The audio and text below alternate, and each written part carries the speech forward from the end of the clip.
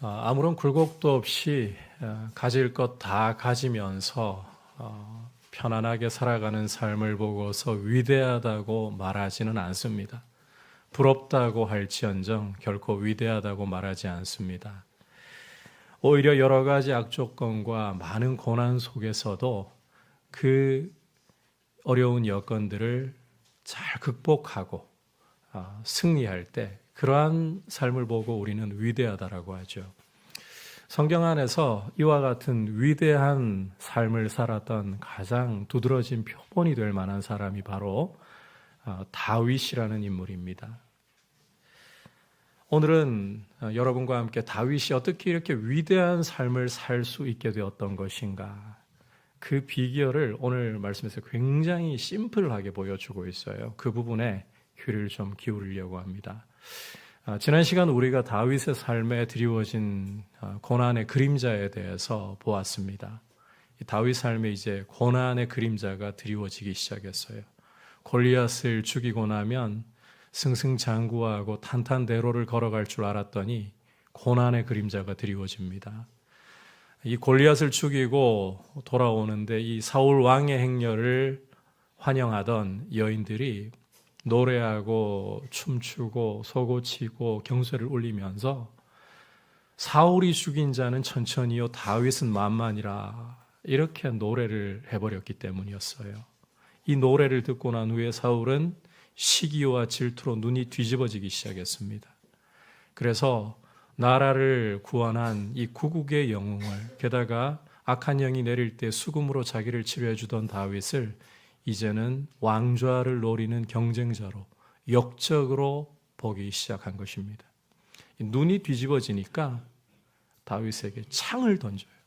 다윗을 죽이려고 창을 던져요. 그리고 눈이 뒤집어지니까 여호와께서 다윗과 함께하는 것이 두려워서 다윗을 천부장으로 좌천시켜 왕궁에서 쫓아내버리는 거예요. 이게 다윗에게 드리워지기 시작한 고난의 그림자의 이제 시작이었습니다.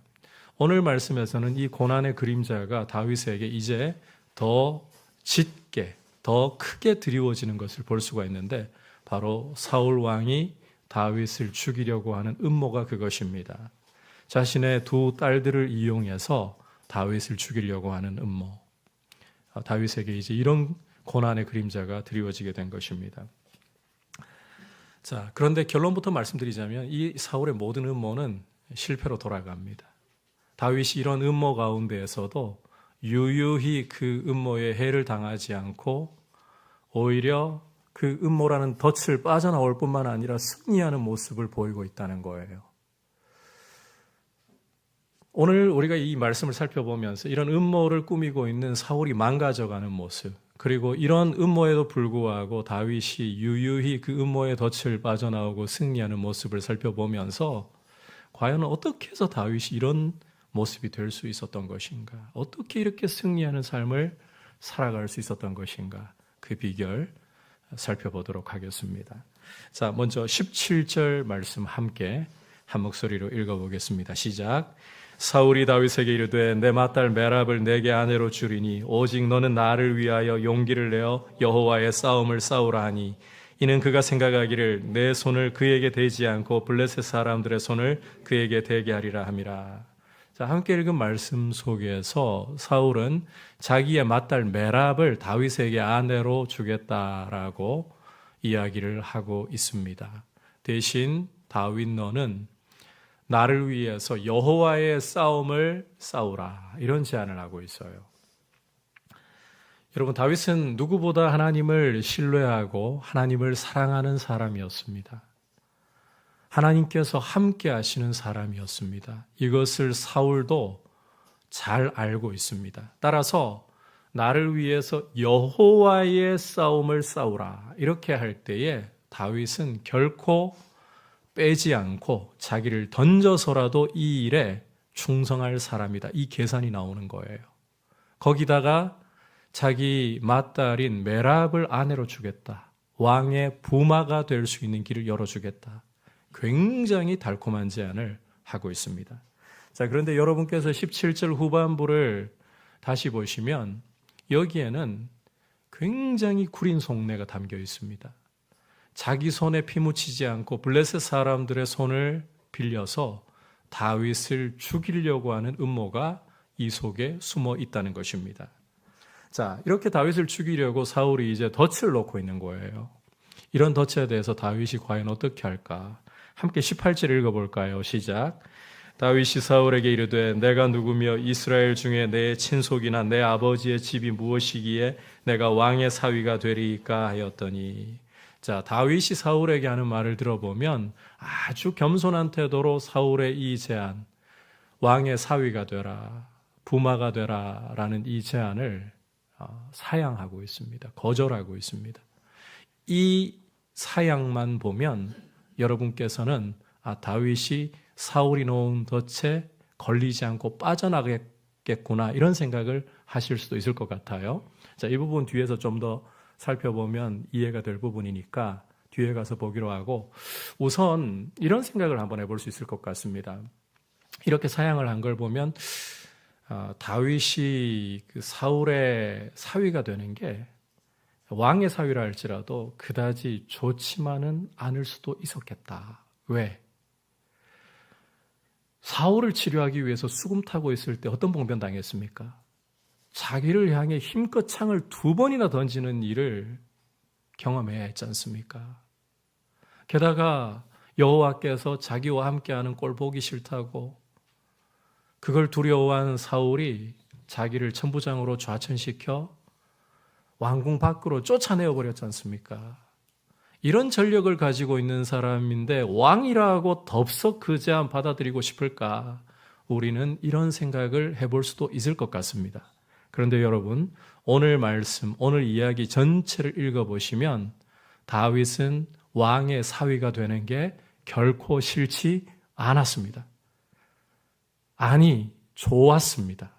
26절을 읽어보면 그 증거가 드러나고 있어요. 자, 그렇다면 다윗이 왜 겸손하게 왕의 사위가 되는 일에 대해서 거절을 한 걸까?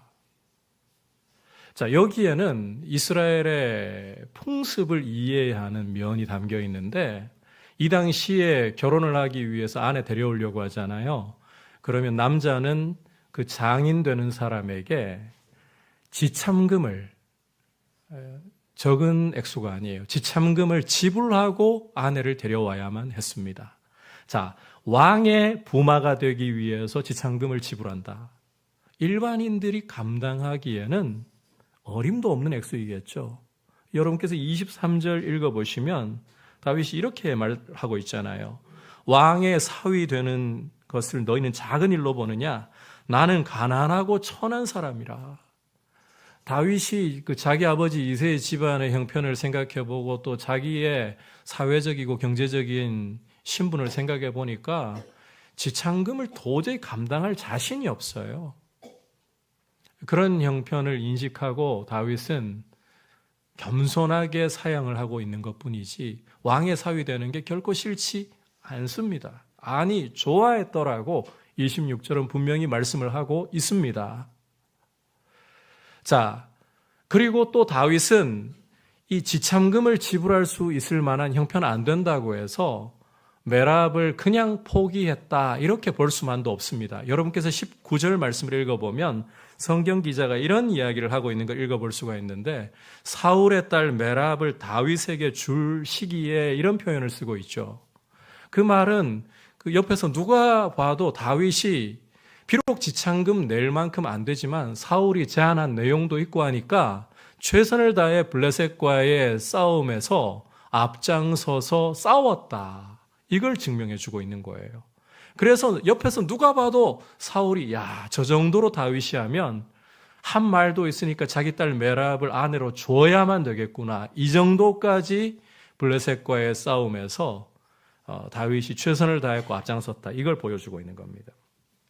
그러니까 쉽게 오늘 상황을 정리를 해보자면 다윗은 사울이 놓은 이 음모라는 덫에 순진하게 들어갔다라는 말이에요. 음모라는 덫 속으로 다윗은 이 사울의 속내 아무것도 모른 채 아무런 계산도 하지 않은 채 순순히 자기가 알아서 걸어 들어갔다는 거예요. 그런데 참 이게 여러분 소설로 오늘 말씀을 읽어버리면 정말 김새는 말씀이에요.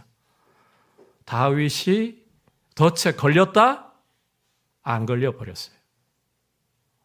이 음모라는 덫이 아무 소용이 없어요. 음모가 통하지 않는 사람이 다윗이라는 거예요. 이상하죠? 아니 도대체 이 다윗이라는 사람은 어떻게 되었기에 사울이 지금 자기 딸을 걸고 음모를 펼치는데 왕의 사위가 되는, 이게 여러분 이름도 없는 집안에서, 그것도 막내 아들로 아버지도 주목하지 않던 이 막내 아들로 태어나서 목동 신세를 면치 못하던 이 사람이 왕의 사위가 된다, 부마가 된다. 어마어마한 신분 상승이잖아요. 이게 실은 너무 좋은 일이잖아요. 여기에 걸려버렸어요. 그런데 이 덫이 다윗을 조금도 상하지 못합니다. 음모가 안 통해요. 어떻게 이럴 수 있느냐는 거죠. 자, 이와 대조적으로 사울의 모습을 우리가 조금만 더 살펴볼 필요가 있는데, 다윗이 이렇게 사울이 제안한 대로 했지만 정작 딸을 주어야 할 시기가 되어서는 여러분께서 19절 후반부를 보시면 무올라 사람 아드리엘에게 메랍을 아내로 줘버렸다, 이렇게 말씀하는 걸 볼 수가 있어요. 이걸 보면 결국은 사울은 자기 딸을 다윗에게 주고자 하는 의도가 1도 없었다라는 것입니다. 조금도 줄 의도가 없었어요. 문자 그대로 다윗을 블레셋 사람들의 손을 빌려서 죽이려고 하는 게 맞았다는 거죠. 사울은 왜 이렇게 망가져갈까요? 여러분, 자기 딸이잖아요. 그런데 자기 딸을 이용해가지고 자기가 정적이라고 생각하는 다윗을 죽이려는데 여기에만 혈안이 되어가지고 이렇게 딸을 이용하다니, 왜 이렇게 이 사람은 망가져가는 걸까요? 아니, 우리의 초점은 오늘 이 사울의 망가지는 것에 크게 있는 것은 아니기 때문에 이렇게 길을 쓰고 다윗을 잡으려고, 다윗을 죽이려고 하는 이런 음모 속에서 다윗은 어떻게 해서 유유히 이 덫을 빠져나오고 아무런 해를 입지 않는, 덫을 놨나, 이런 의문이 들, 이런 상황이 되어버리는, 이게 어떻게 가능한 것일까? 우리는 이 질문을 가슴에 지금 품어야 합니다. 자, 이제 이어지는 이야기 속에서 이 부분에 대한 비결이 구체적으로 드러나게 됩니다. 자, 이제 계속해서 여러분께서 말씀을 읽어보시면 사울이 이렇게 다윗 죽이는 거, 딸 메랍을 이용해서 죽이는 거 실패하고 난 후에, 자, 계속해서 어떻게 하면 다윗을 죽일 수 있을까? 이 공리를 포기하지 않고 했던 것 같습니다. 말씀 속에 따로 나와 있지 않아도 여러분이 읽어보시면 충분히 아실 수 있는 정황이에요. 이렇게 이리저리 궁리하면서 어떻게 하면 저 눈에 가시 같은 다윗을 없애버릴까? 그런데 하루는 자기 귀가 번쩍 뛸 만한 이야기가 들려왔습니다. 어떤 이야기냐? 20절 함께 읽어볼까요? 시작. 사울의 딸 미갈이 다윗을 사랑하며 어떤 사람이 사울에게 알린지라. 자, 이 자기 맏딸인 메랍을 아드리엘이라는 사람에게 주고 난 후에 사울은 다윗을 이제 블레셋 사람의 손을 빌려 죽이려는 명분 사라져 버렸어요. 자기가 직접 약속 어겨버리고 자기 큰딸을 다른 사람한테 줘버렸으니까 다윗 보고 나가서 이제 전장에서 목숨 걸고 싸워라, 이런 말 할 수가 없잖아요. 그런데 자기 둘째 딸이, 성경을 읽어보면 메락과 미갈 외에는 딸이 따로 보이지 않기 때문에 둘째 딸이라고 해도 상관없을 것 같아요. 둘째 딸 미갈이 알아서 다윗을 사랑하고 있다는 이야기가 들려오는 거예요. 자, 다윗은 이제 새로운 명분이 생겼습니다. 블레셋 사람들의 손에 다윗을 죽일 수 있는, 다윗을 넘길 수 있는 새로운 명분이 생겼다는 거예요. 다시 말해 21절에서 보듯이 이제는 딸을 주어서 다윗에게 올무가 되게 하고 블레셋 사람들의 손으로 다윗을 치게 할 명분이 아주 명확하게 생겼다. 그래서 사울은 기쁜 마음으로 한 10년은 묵은 채증이 다 내려간 것 같은 이런 마음으로 다윗에게 내가 오늘 나의 사위가 되리라 이야기를 합니다. 그리고 22절에서 보듯이 신하들을 시켜가지고 사울 왕이 다윗 너를 기뻐한다. 온 신하들도 너를 사랑한다. 그러니 너 아니면 누가 왕의 부마가 되겠냐. 이런 말을 흘리게 해요. 하지만 이번에도 다윗은 사양합니다. 그 이유는 우리가 앞서 살펴보았던 것처럼 자신의 어떤 사회적이고 경제적인 신분을 생각해 볼 때 왕의 딸을 데려올 만큼 왕의 부마가 될 만큼 지참금을 지불할 능력이 안 된다는 거예요. 자, 이 말이 사울에게 전해지자 이제 사울은 신하들을 시켜서 다윗에게 또 한 가지 지참금에 대한 말을 흘리는데요. 함께 25절 읽어보도록 하겠습니다. 시작. 사울이 이르되 너희는 다윗에게 이같이 말하기를 왕이 아무것도 원하지 아니하고 다만 왕의 원수의 보복으로 블레셋 사람들의 포피 100개를 원하신다 하였으니 이는 사울의 생각에 다윗을 블레셋 사람들의 손에 죽게 하려 함이라. 자, 사울의 속내는 메랍 때와 메랍을 미끼로 걸 때와 똑같습니다. 다만 이 형식만 조금 바뀐 것뿐입니다. 다윗이 왕에게 지참금을 줄 만한 그런 경제적인 여건 안 되는 거 눈에 뻔히 보이니까 지참금을 이제 다윗이 지불할 수 있는 방법을 제안을 하는데 블레셋 사람 포피 100개 이렇게 이제 형식만 바꿔서 제안을 하는 거예요. 여러분, 우리가 이 성경을 읽으면서 그 다윗이 나가는 곳마다 승승장구하는 걸 보니까 블레셋 사람 포피 100개 구하는 거 일도 아니겠지 이런 생각을 할 수도 있을 것 같습니다만 이거 보통 일이 아닙니다. 이 어떤 정해진 기한을 결혼할 날짜를 딱 그 다윗에게 주고 그 기한 안에 적군 100명을 죽이라는 말이에요. 성경을 여러분 너무 쉽게 보시면 안 돼요. 우리가 사무엘상 13장에서 요나단이 블레셋 수비대를 건드렸다가 어떤 일이 벌어지는지 보았잖아요. 요나단이 자기 수하에 있는 1000명의 이스라엘 병사들을 거느리고 가서 블레셋 수비대를 건드렸다가 여러분 병거만 3만 대, 기병이 6천, 나머지 병사들은 해변의 모래처럼 헤아릴 수 없는 그런 대군이 이스라엘을 침범하는 이런 큰 위기를 맞닥뜨려야 했잖아요. 이 다윗이 블레셋 공격해가지고 100명 죽이고 온다. 이것도 큰 위험을 감수해야 될 일이라는 거예요. 그것도 정해진 기한 안에 치열하고 목숨을 걸어야 한다라는 사울의 계산이 나왔기 때문에 다윗에게 이 명령을 주는 것입니다. 안 그러면 이런 명령 안 주죠. 자, 그렇다면 이제 사울의 계산대로 정말 사울이 머리를 굴리고 굴려, 여러분, 사울은 지금 주야로 다윗 죽일 것을 묵상하고 있는 겁니다. 하나님 말씀 묵상하는 게 아니라 주야로 다윗 죽일 묵상을 하고 있는 거예요. 그런 묵상 속에서 적용이 이루어진다. 이 적용 굉장히 탁월한 거거든요. 인간적으로 봤을 때는 다윗이 이 덫에 빠진다 그러면 100명을 죽이고 돌아오는 게 아니라 다윗의 목숨이 위태로워지는 이런 상황으로 갈 게 거의 불보듯이 뻔한 상황이라는 거예요. 사울 계산은 그까지 간 거예요. 그런데 자, 과연 다윗이 이 사울의 덫에 걸려서 해를 볼 것인가? 결론은 안 된다 그랬죠. 자, 다시 26절 보시면 다윗이 사울의 사위 되는 것을 좋게 여겨가지고 정한 기한 되기 전에 자기 부하들을 거느리고 가서는 블레셋 사람들을 치는데 어떤 결과가 나옵니까? 자그마치 200명을 죽이고 200명의 포피를 얻어와서 그 수대로 사울에게 바쳐버리게 되는 거예요.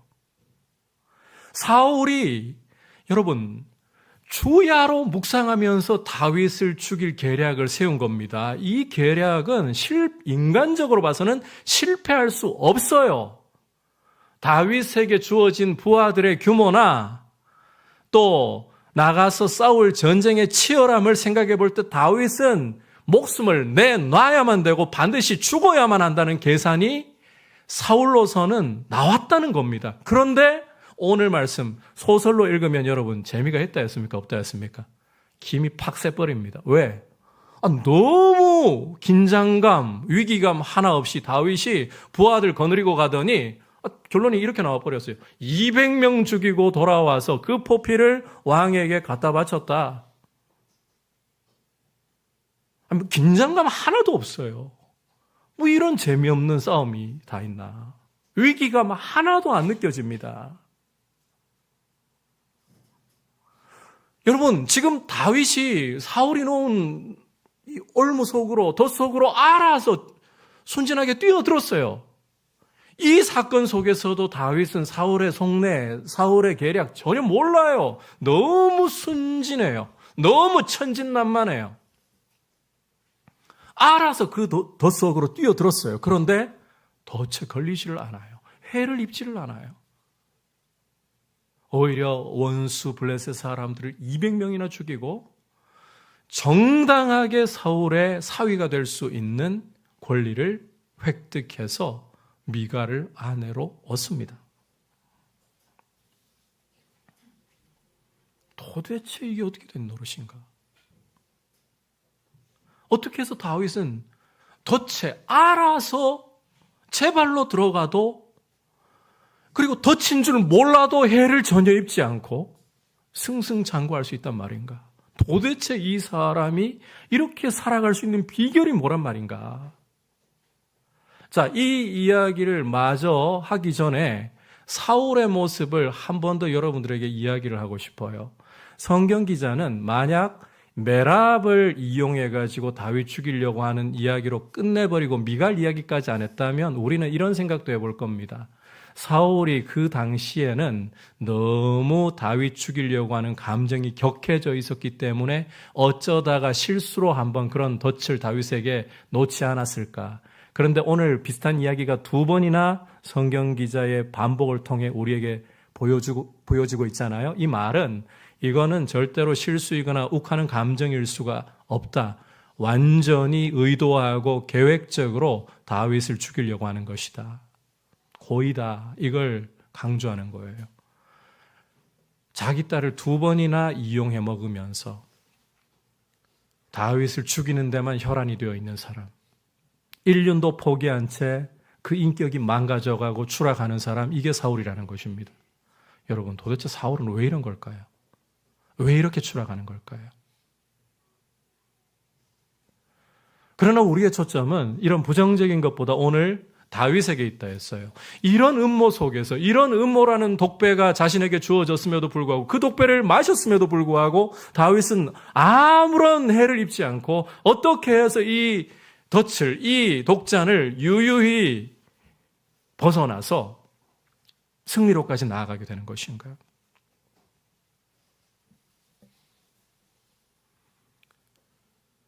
오늘 성경 기자는 이 비결을 굉장히 간단하게 말씀하고 있습니다.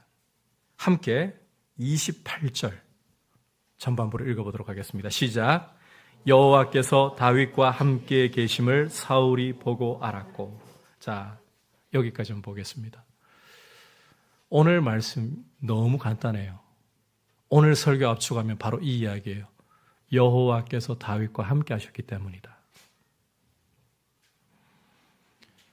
대단한 비결, 어마어마한 방법이 숨겨져 있을 것 같죠? 아니요. 성경 기자는 간단하게 이야기해요. 여호와께서 함께 하시기 때문이다.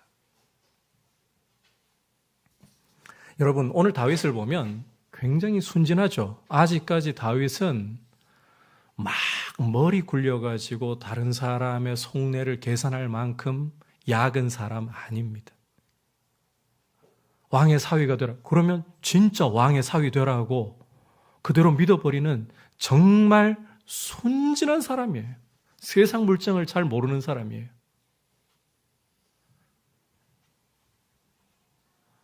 사리 판단, 남들보다 뛰어난 머리, 아니요, 그런 게 없어요. 그런데 도대체 어떻게 해서 이렇게 덫을 벗어나서 승리하는 모습이 될 수 있느냐? 그 비결을 성경 기자는 여호와께서 함께 하시기 때문이다. 이렇게 분명하게 우리에게 보여주고 있는 거예요. 자, 우리의 초점은 지금 다윗에게 있지만 사울 모습도 우리가 살펴보고 있기 때문에, 그렇다면 사울은 왜 이렇게까지 망가져가는 것일까? 여러분, 메랍을 한 번 이용하고 끝나는 것이었다면 그때의 감정, 그때의 어떤 자신의 마음의 상태 때문에 실수로 딸을 이용했다라고 할 수 있지만 미갈까지 다윗을 죽이는데 이용하려고 했다. 이건 절대로 실수일 수가 없다 그랬죠. 그만큼 인륜 저버릴 정도로 사울이 망가져가고 있다는 이야기를 오늘 성경 기자는 강조하고 있는 거예요. 사울이 그러면 왜 이렇게까지 망가지는 것일까? 우리가 다윗을 통해서 역으로 이 사울의 모습을 살펴보자면 그가 하나님을 버렸기 때문입니다. 하나님의 신이 그를 떠났기 때문이에요. 여러분, 왕의 자리에 있고 지금 이스라엘에서 누구보다도 큰 권력과 많은 재물을 가지고 있을 사람입니다. 그런데 하나님을 버리고 하나님이 떠나버리시니까 이 사람은 인격이 망가져 가고 있어요. 자기의 딸을 이용하는데, 정적 제거하려고 하는데, 이용하는데 전혀 거리낌이 없는 아주 파렴치한 사람이 되어버리고 있어요.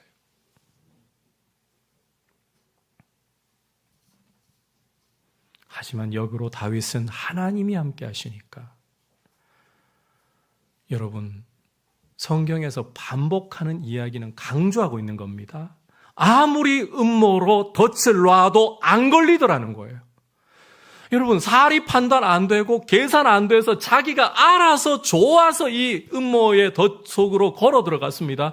그럼에도 불구하고 다윗은 해를 안 입어요. 오히려 원수를 죽이고 왕의 사위가 되는 승리를 얻어버려요.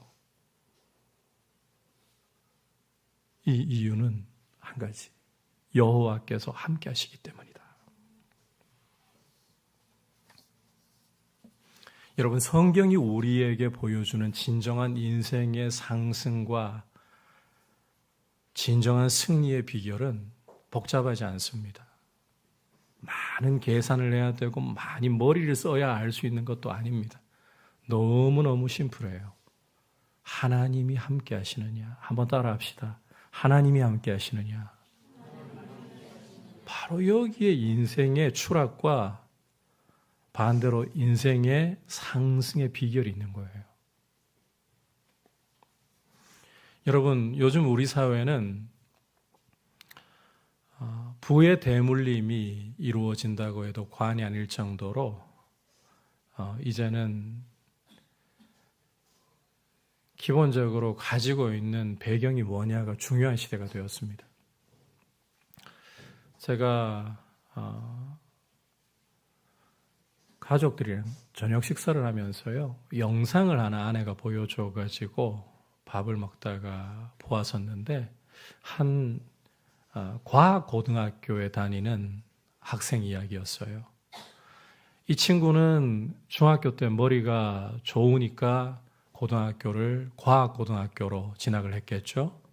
그런데 집이 워낙 가난해가지고 형편이 안 돼가지고 사회 배려자 전형으로 이 친구는 과학고등학교에 진학을 한 겁니다. 그런데 이 친구 이야기를 들려주는데, 그 영상을 통해서 들려주는데, 이 친구가 입학했을 때부터 이미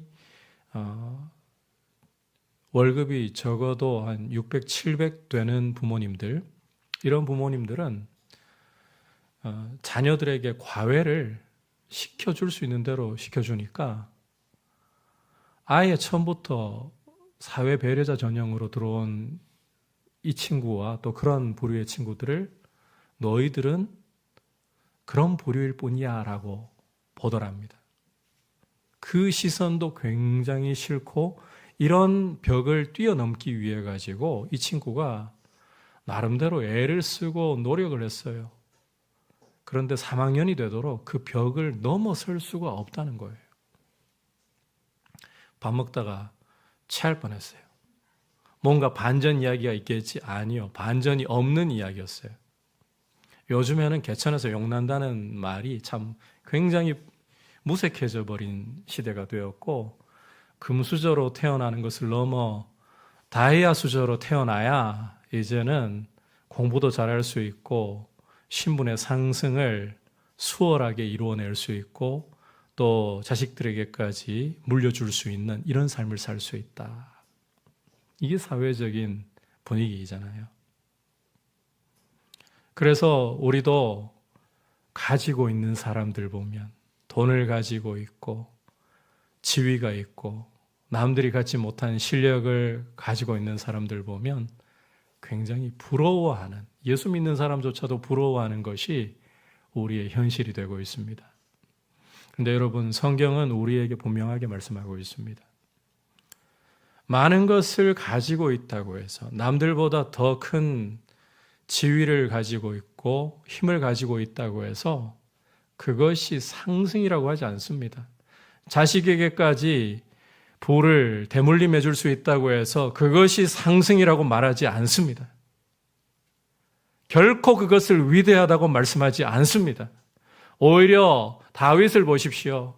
골리앗을 죽이고 난 후에 인생의 탄탄대로가 펼쳐질 것 같았는데 오히려 고난이 드리워지기 시작하는, 우리가 다음 시간부터 19장부터 보시면 이제는 고난이요, 지금까지는 보시면 시기 질투로 눈 돌아버리는, 근데 다윗은 물정을 잘 모르니까요, 악한 영이 사울을 사로잡으니까 이 정도 생각하고 고통스러워도 그 범주 안에서 고통스러워했던 것 같아요.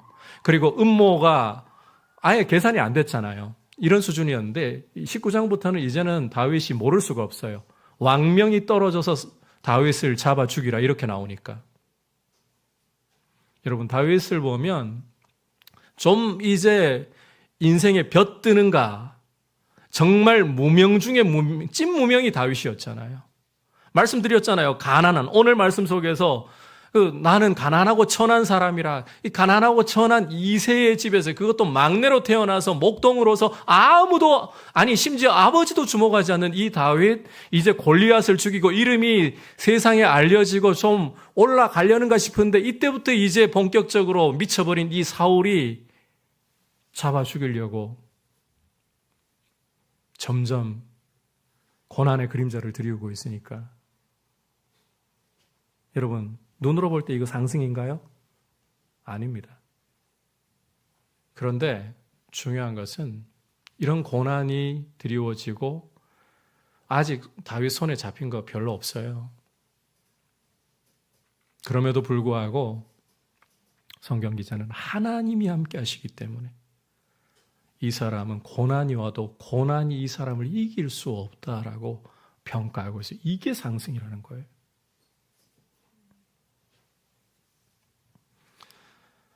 우리의 가치관, 우리의 보는 눈이 정말 좀 바뀌어야 됩니다, 여러분. 우리가 이 세상 속에 발을 딛고 살아가면서 우리의 직장 속에서 우리가 만나고 이야기하는 주변 사람들 속에서 우리도 모르게 자꾸만 물들어가요. 한 40대 후반 정도 되면 평균적으로 통장에 한 8천 이상은 좀 있어야, 그래도 이게 평균적으로 돈이 있는 거지. 부한 것도 아니에요. 그냥 뭐 남들 있는 정도는 있는 거지. 한 10억 정도, 요즘에 그 집 살려면 10억 가지고도 안 되지만 집을 가지고 있는 상황에서 한 10억은 있어야 그래도 좀 노후를 편안하게 살만하지. 우리가 이런 생각, 이런 염려에 똑같이 빠져있고 이런 게 상승이라고 생각하면 안 된다는 것입니다. 우리 자녀들 인서울해야 돼. 이게 성공하는 거지. 그렇지 않으면 얘네들은 대기업 취직할 기회도 주어지지 않고 사회적으로 신분 상승을 이룰 수가 없어. 여러분, 이게 세상이 추구하는 것이잖아요. 성경은 그렇지 않아요.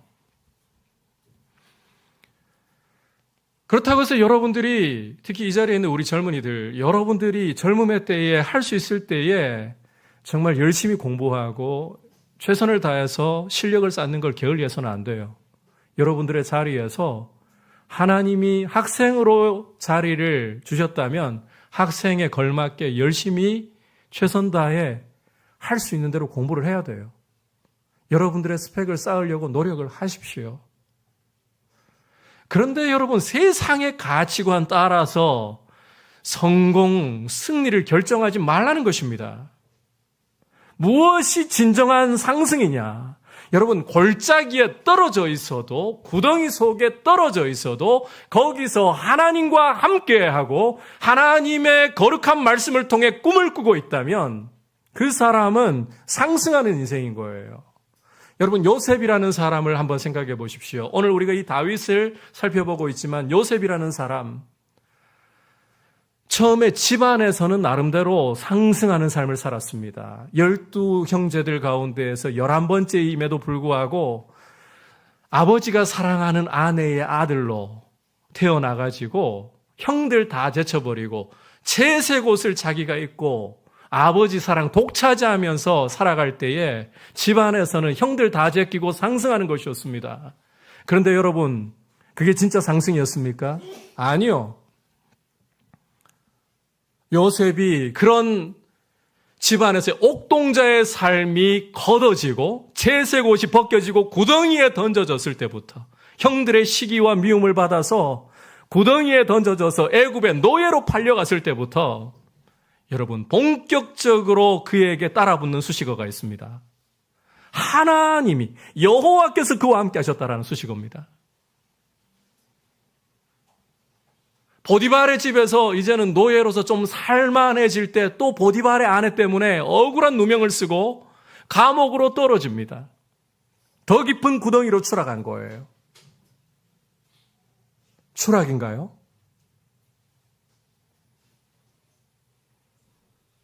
그런데 여기에서 또 따라붙는 수식어가 있습니다. 여호와께서 함께 하심으로.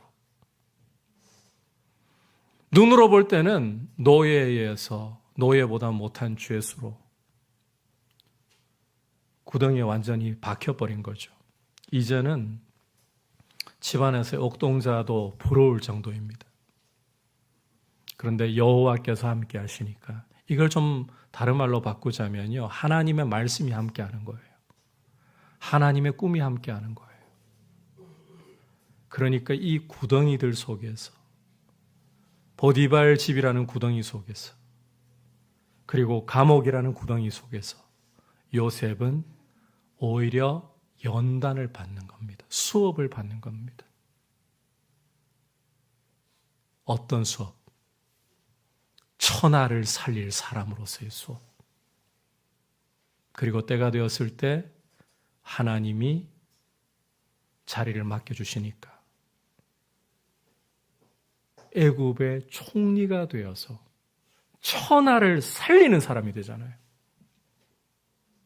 천하를 호령하고 짓밟는 것이었다면 상승 아닙니다. 죽이는 사람이지. 천하를 살리는 사람. 여러분, 이게 상승인 거예요. 다윗도 마찬가지입니다. 다윗도 고난의 그림자가 드리워지고 이후부터 여러분께서 사무엘 하까지 넘어가도 고난이 다윗 삶 속에 떠나가지 않습니다. 왕이 되고 난 후에도 고난이 떠나가지 않습니다. 그럼에도 이 사람의 삶이 상승하는 것은 여호와께서 함께 하시고 이 고난을 통해 연단된 인격을 통해서 이스라엘의 사사시대에 잃어버렸던 하나님의 샬롬을 가져오는, 평강의 통치를 가져오는 일을 했기 때문에 이 사람의 삶이 상승인 거예요. 여러분, 우리 가치관이 좀 바뀌어야 돼요. 남들 가지고 있는 거 다 가지고, 아니 남들보다 더 많은 걸 가져야 상승이 아니라 하나님과 함께 하느냐. 오늘 굉장히 단순한 이야기입니다. 우리의 승리의 비결은 여기에 있습니다. 마귀는 우리가 하나님과 함께 하지 못하도록 가로막으면 승리하는 거예요. 교회가 돈을 추구하고 남들보다 더 많은 이 힘을 손에 거머쥐어가지고 정치인들도 선거철에 와서 굽신거리고 이런 것이 승리라고, 교회 아직 힘 있다, 아무리 이단에게 많은 숫자의 사람들이 넘어가고 이제는 고령화 시대가 되면서 주일학교가 점점 사라져가고 점점 숫자가 줄어간다 해도 아직 선거철 되면 정치인들 와서 굽신거린다, 대선이 되면 심지어 대선 후보자들이 교회에 와서 굽신거린다, 이거 힘 아닙니다. 이거 상성 아닙니다. 그걸 여러분 상승이라고 생각하시면 안 돼요. 하나님이 함께 하시느냐. 그게 중요한 거예요. 여러분, 저는 오늘 여러분들에게 어깨를 좀 쫙 펴시라고 말씀드리고 싶습니다. 여러분들의 어깨를 좀 쫙 펴시고 세상을 향해서 하나님 함께 하시는, 비록 눈으로 볼 때는 많은 재물을 갖고 있고 남들보다 가지고 있는 힘이 큰 사람이 상승하는 사람이라고 세상은 볼지 몰라도 아니야. 하나님이 함께 하시는 삶이 상승하는 삶이고 승리하는 삶이야. 내가 그러한 삶을 살고 있어라고 어깨 좀 쫙 펴고 담대히 여러분 선포할 수 있기를 주님의 이름으로 축복합니다. 여러분, 우리 주님께서 십자가에 죽으시고 부활 승천하셔서 하나님 보좌 우편에 앉으심으로 우리 주님은 아버지께로부터 성령을 받아 우리에게 부어주셨습니다. 이제 우리는 우리 몸이 성전이 되었고 걸어다니는 성전이 되었고 우리 안에 하나님의 영을 모시고 있습니다. 예수 그리스도의 십자가의 공로로, 보혈의 공로로 우리 안에 하나님을 모시고 있습니다. 그리고 우리 안에 오신 성령님은 우리를 버리지도 않으시고 떠나지도 않으시리라고 약속하셨습니다. 그래서 이제는 여러분, 고난이 우리에게 찾아온다 해도 여러분들이 이름을 거명할 수 있는 그 어떤 환난이 여러분에게 찾아온다 할지라도 그것이 기근이든 적신이든 박해이든 칼이든 사망이든 생명이든 현재일이든 장래일이든 천사이든 그것이 생명이든 사망이든 어떤 피조물이라 할지라도 우리를 그리스도 안에 있는 하나님의 사랑에서 끊을 수가 없습니다. 오히려 우리 안에 성령님 계시고 보좌 우편에서 그 성령님을 보내신 주님이 우리를 위해 중보하고 계시기 때문에 고난이 우리에게 닥쳐오면 올수록 여러분, 그 고난은 우리를 짓밟고 죽일 수 있는 것이 아니라 우리를 그리스도 닮도록 연단하여서 한번 따라합시다. 넉넉히 이기느니라. 넉넉히 이기느니라. More than conquerors. 이게 로마서 8장에서 바울이 우리 그리스도인들에 대해서 외치고 있는 선언이에요. 여러분, 비록 가진 것이 세상만큼 많지 않아도 옛날에는 교회가 일제강점기를 지나서 이 부흥과 이 성장이 이루어질 때는 교회가 돈도 많았고요, 힘도 많았습니다. 지금은 교회가 세상만큼 돈 있는 것도 아니고 힘이 있는 것 아니에요. 요번에 제가 이제 남아공의 브릿지하우스 매각 문제 때문에 위임장을 써드려야 되니까 선교사님에게 좀 수월하게 해보려고요, 공증 변호사를 좀 인맥동원해서 찾아봤습니다. 제가 이제 자라온 교회가 규모가 대구에서는 손꼽는 교회이기 때문에 인맥을 동원해서 공증 변호사를 좀 찾아봤어요. 후배가 그 교회뿐만 아니라 또 다른 대구에 지금 거의 제일 크다고 할 교회까지 손을 뻗쳐 인맥을 동원하려고 해봤어요. 그런데 공증 변호사 한 사람 못 찾겠더라고요. 제가 무슨 이야기하고 싶은 건가 하면 교회 세상만큼 그렇게 이제는 힘이 없어요. 돈도 세상만큼 많지는 않아요.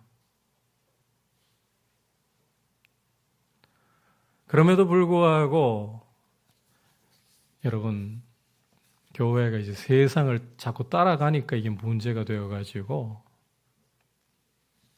돈 없는 게 지금 교회 추락하는 것처럼 보이고 숫자 줄어드는 게 추락한 것처럼 보이고 안 그렇습니다.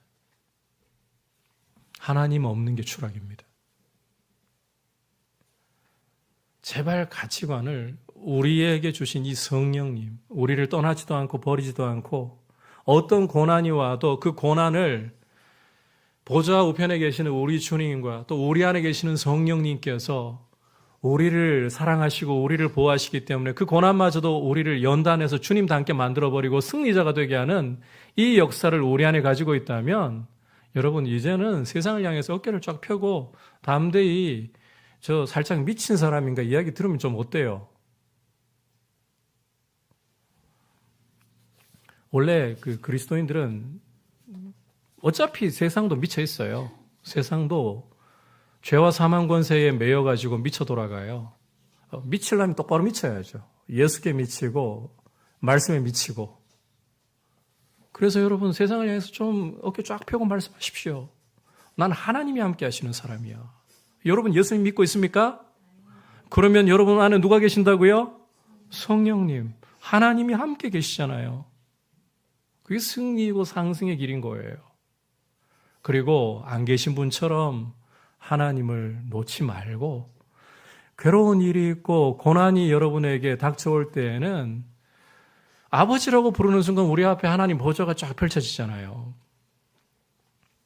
그 아버지 앞에서 우리의 속내를 털어놓고 울고 그 아버지께 달려가서 우리 상처들을 다 쏟아놓고 아버지의 도움을 구하고. 여러분 이게 다윗이 시편을 보면 오늘 사무엘상 지난번에도 이야기했습니다만 시편을 보면 이런 속내들이 다 드러나고 있잖아요. 대표적인 시편 18편. 시편 18편이 다윗의 정말 아주 중요한 시 중에 하나이고 대표적인 시라고 할 수 있는데 사울과 모든 원수들로부터 구원하시는 날에 불렀던 노래이거든요. 그 시를 보면 많은 물이 나를 두렵게 한다. 예, 고대 근동 지역에서 물이라는 것은 혼돈의 이미지입니다. 사람의 힘을 넘어설 수 없는 혼돈의 이미지. 많은 물이 나를 두렵게 하고 사망의 줄이 나를 애워쌌다. 그 정도로 다윗은 두려움과 고통을 겪을 수밖에 없었습니다. 그런데 내가 여호와께 부르짖었더니라고 노래하고 있어요. 그 후에는 여호와께서 하늘을 들이우시고 강림하셔서 다윗을 그 많은 물에서 건져내실 뿐만 아니라 다윗이 하나님 앞에 말씀 따라 순종하려고 했던 것을 갚아주시고 상급으로 갚아주시고 더 나아가 원수를 향해 놋화를 당기는 힘을 주셔서 승리자가 되게 하시고 뿐만 아니라 이방의 나라들이 내게 굴복하나이다. 영광으로 이끄시는 분이라고 고백하고 있어요. 이게 상승이고 승리인 거죠. 하나님 함께 하시는 것. 하나님 앞에 울부짖고 하나님 앞에 우리의 고민을 토로하고 하나님께 피신할 수 있는 것. 왜? 하나님이 내 아버지시고 나와 함께 하시니까. 그래서 여러분 어깨 좀 쫙 펴시고 가슴 좀 쫙 펴시고 나는 하나님이 함께 하시는 사람이야. 비록 지금 내가 가지고 있는 것이 많지 않아도 나의 인생이 벼뜨는 것보다 매서운 바람이 불고 그림자가 더 많이 드리워져 있어도 하나님이 함께 하시고 내가 내 마음 하나님께 이렇게 쏟아놓을 수 있고 하나님 아버지께 피할 수 있으니 내 인생이 승리야. 요즘 그런 생각을 한 번씩 해봅니다. 제가 아내한테도 이런 이야기를 요즘에 한 적은 없는데 참 내 인생 가만히 들여다보면 아내가 아니고 저희 딸내미가 한 번씩 그런 말 하거든요. 나는 누구를 닮았을까 그러거든요. 보니까 저를 많이 닮은 것 같아요. 어떤 면에서 저를 많이 닮았냐? 우울해요. 저는 가만히 내버려 두잖아요. 되게 우울한 사람이에요. 여러분 그 강단에 서 있는 제 모습 보면 우울하고는 별로 거리가 많을 것 같아요? 없을 것 같아요? 없을 것 같아 보이십니까? 근데 되게 많아요. 혼자 가만히 있잖아요. 그냥 바람 불면 우울해져요. 뭐 누가 저한테 힘든 이야기 하지 않아도 그냥 내버려 두잖아요. 그냥 우울해져요. 뭐 별일 없어도 그냥 우울해져요. 진짜 그래요. 안 그럴 것 같아 보이는 사람이 그래요. 그런데 이런 우울에 빠지지 않고 지금도 여러분 담임 목사가 우울증 걸려 보십시오. 여러분 교회 전체가 미치고 발작 뛸 노릇입니다. 그런 경우들을 제가 주변에서 이야기 듣잖아요. 힘들어요, 굉장히. 그런데 이 우울이 저를 지배하지 못하는 이유가 뭐냐? 주님 함께하고 계시고 내가 내 할 일들 충성되게 하려고 노력하면서 우울할 때 주님께 이야기해요, 제 속마음을. 남들한테 이야기 못하는 제 속마음을. 기도 시간에 기도하기도 하고 동네에 어차피 운동은 좀 해야 되니까 동네를 돌면서 걸으면서 주님께 주님 저 우울합니다. 저의 기질은 이렇습니다 하고 이야기를 드립니다. 그러면서 여러분 보시기에는 우울한 사람처럼 안 보이는 것뿐이에요. 제가 그런 우울이 없어서가 아니라 우울 많아요. 되게 많아요. 여러분, 하나님이 함께 하신 이게 우리의 복입니다. 이게 승리입니다. 이런 확신을 가지고 가슴을 쫙 펴고 세상을 향해 나는 하나님이 함께 하시는 사람이야. 그러하기 때문에 내가 괴로운 일이 있고 나의 인생에 고민이 많을 때 하나님께 달려가서 다 아버지께 토할 거야. 아버지께 다 고자질할 거야. 그렇게 하시면서 주님 나와 함께 하시니 가난이 나를 어떻게 할 수 없습니다. 무명이 나를 어떻게 할 수 없습니다. 나는 하나님과 함께하는 사람이고 하나님이 나의 아버지이십니다. 이렇게 다음 대에 나아갈 수 있는 여러분 되시길 축복합니다. 사울이 계속해서 다윗을 죽이라는 음모를 펼치는 가운데서도 다윗이 전혀 해를 입지 않고 아니 오히려 상승하고 승리하는 비결 하나님이 함께 하시기 때문이다. 여러분 이거 꼭 기억하십시오. 예수 안에서 하나님이 함께 하시는 삶이 우리 모두에게 성도라면 누구에게나 열렸습니다.